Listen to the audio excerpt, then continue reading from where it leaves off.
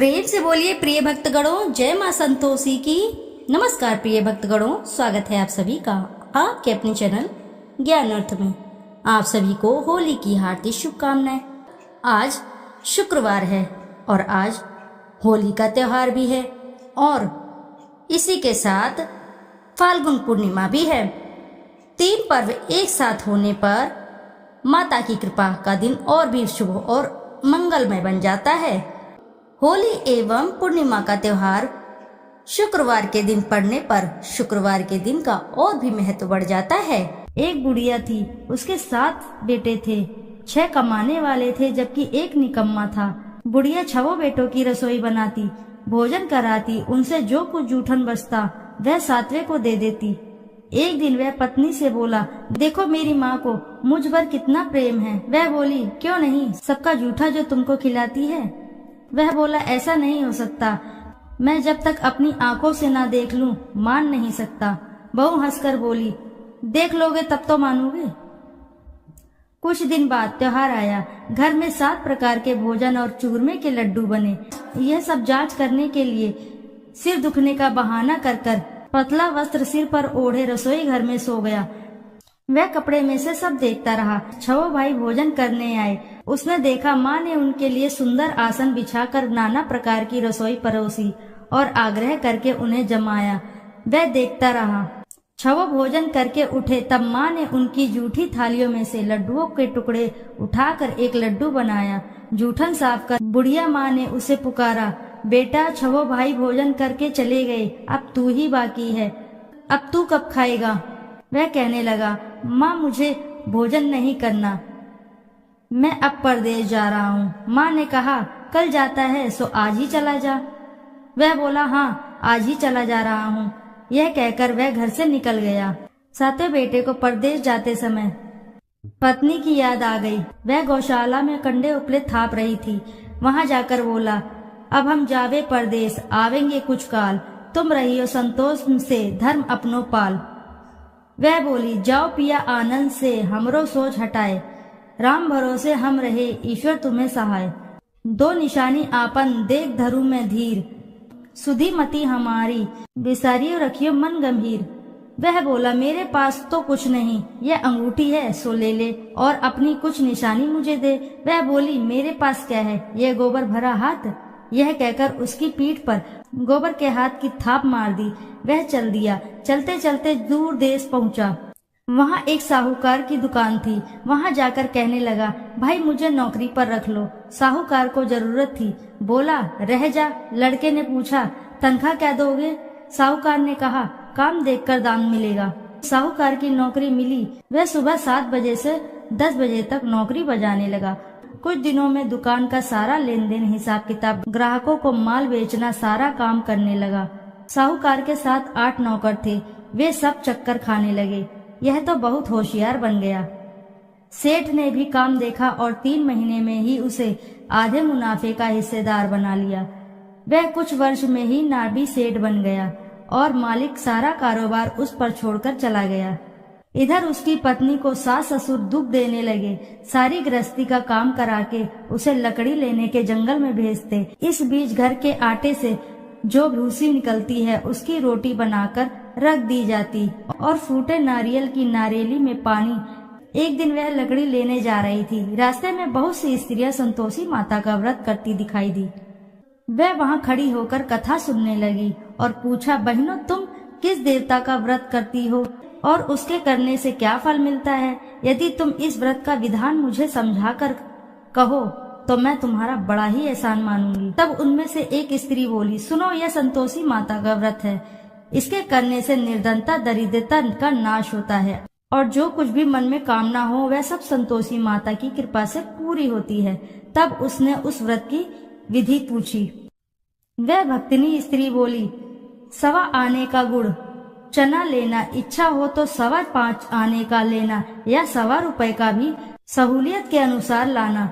बिना परेशानी और श्रद्धा व प्रेम से जितना भी बन पड़े सवाया लेना। प्रत्येक शुक्रवार को निराहार रहकर कथा सुनना।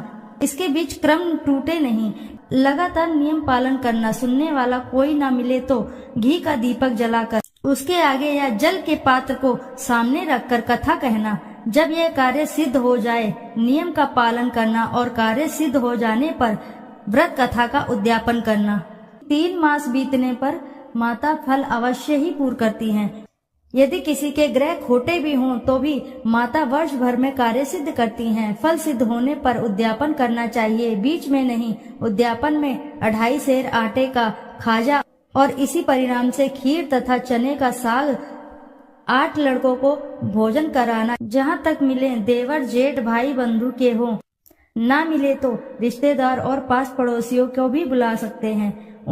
उन्हें भोजन करा यथा शक्ति दक्षिणा दे माता का नियम पूरा करना है। उस दिन घर में खटाई न खाना। यह सुन बुढ़िया की बहू चल दी।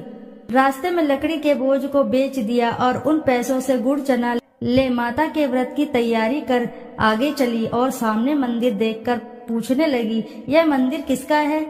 सब कहने लगे, संतोषी माता का है। यह सुनकर माता के मंदिर में जाकर चरणों में लौटने लगी।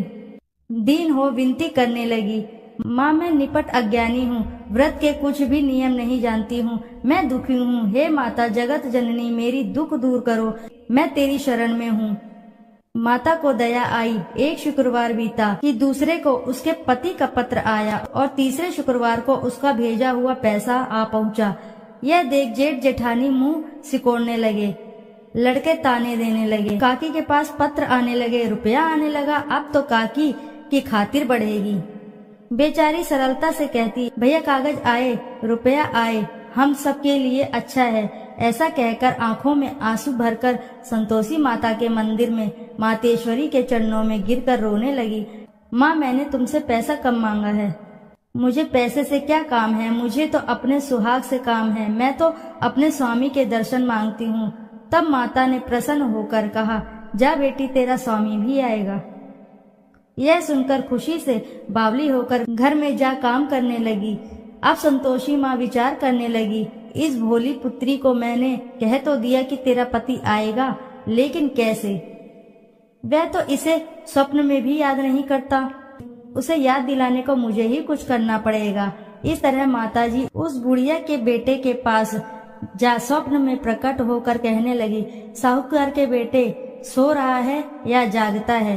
वह कहने लगा, माता सोता भी नहीं जागता भी नहीं हूँ, कहो क्या आज्ञा है? माँ कहने लगी, तेरे घर बार कुछ है कि नहीं? वह बोला, मेरे पास सब कुछ है, माँ बाप है, बहू है, क्या कमी है? माँ बोली, बोले पुत्र तेरी बहू घोर कष्ट उठा रही है, तेरे माँ बाप उसे परेशानी दे रहे हैं, वह तेरे लिए तरस रही है, तू उसकी सुध ले। वह बोला, हाँ माताजी यह तो मालूम है, परंतु जाऊं तो जाऊं कैसे?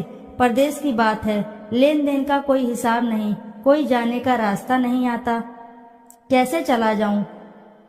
माँ कहने लगी, मेरी बात मान, सवेरे नहा धोकर संतोषी माता का नाम ले, घी का दीपक जलाकर दंडवत कर दुकान पर जा बैठ। देखते ही देखते सारा लेन देन चुक जाएगा, जमा का माल भी बिक जाएगा, सांझ होते होते धन का भारी ठेल लग जाएगा। अब बूढ़े की बात मानकर वह नहा धोकर संतोषी माता को दंडवत घी का दीपक जला दुकान पर जा बैठा। थोड़ी देर में देने वाले रुपया लाने लगे, लेने वाले हिसाब लेने लगे, खरीदार नगद दाम दे सौदा करने लगे। शाम तक धन का भारी ठेल लग गया। मन में माता का नाम ले, चमत्कार देख प्रसन्न हो घर ले जाने के वास्ते गहना कपड़ा सामान खरीदने लगा। यहाँ काम से निपट तुरंत घर को रवाना हुआ। उधर उसकी पत्नी जंगल में लकड़ी लेने जाती, लौटते वक्त माता जी के मंदिर में विश्राम करती। वह तो उसके प्रतिदिन रुकने को जो भी स्थान ठहरा, धूल उड़ती हुई देख वहाँ माता से पूछती है, हे माता यह धूल कैसे उड़ रही है? माता कहती है, हे पुत्री तेरा पति आ रहा है, अब तू ऐसा कर लकड़ियों के 3 बोझ बना ले, एक नदी के किनारे रख और दूसरा मेरे मंदिर व तीसरा अपने सिर पर। तेरे पति को लकड़ियों का गट्ठर देख मोह पैदा होगा, वह यहाँ रुकेगा, नाश्ता पानी खाकर माँ से मिलने जाएगा।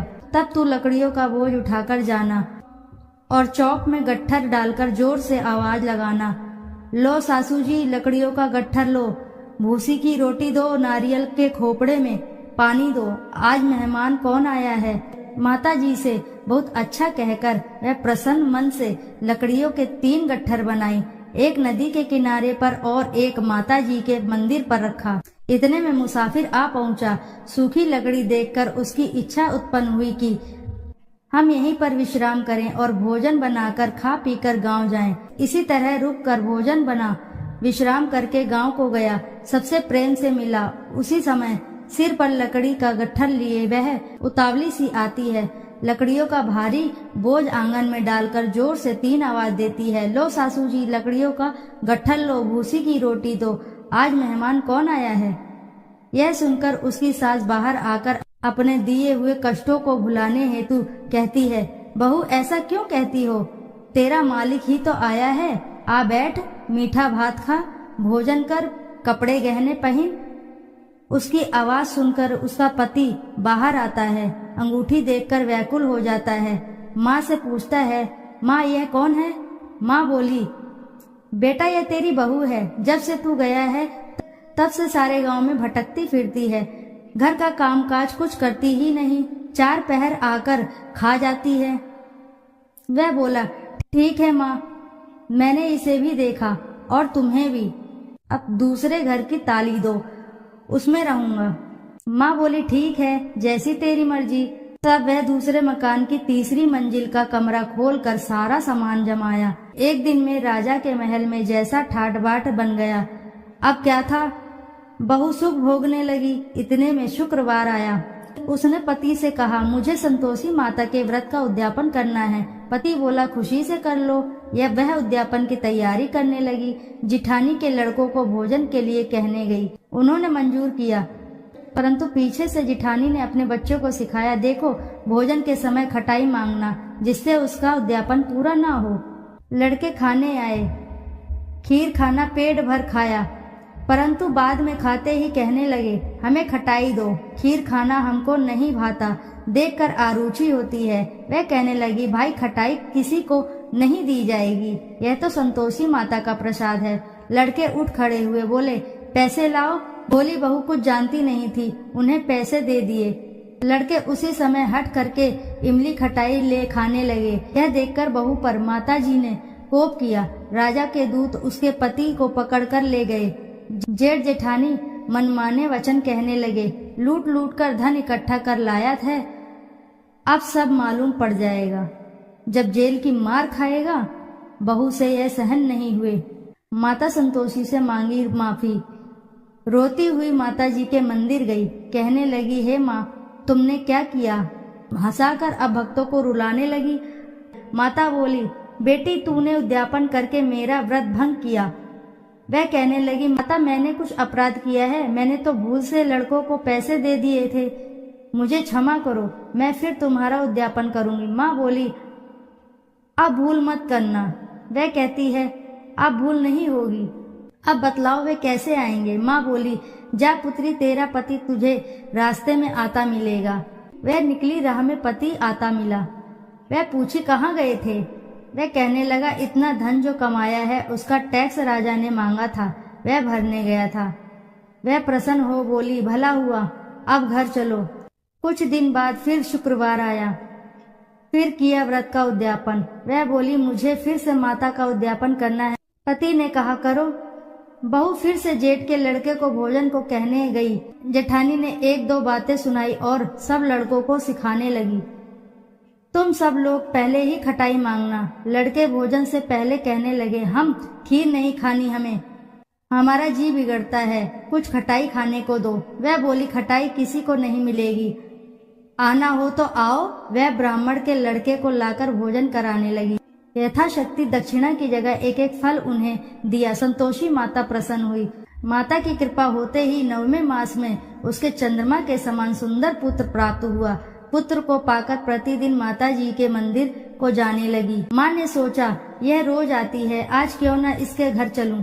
यह विचार कर माता ने भयानक रूप बनाया। गुड़ चने से सना मुख, ऊपर सूंड के समान होठ, उस पर मक्खियां भिन्न भिन्न कर रही थी।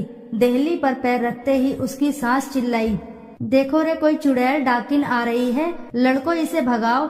नहीं तो किसी को खा जाएगी। लड़के भगाने लगे, चिल्लाकर खिड़की बंद करने लगे।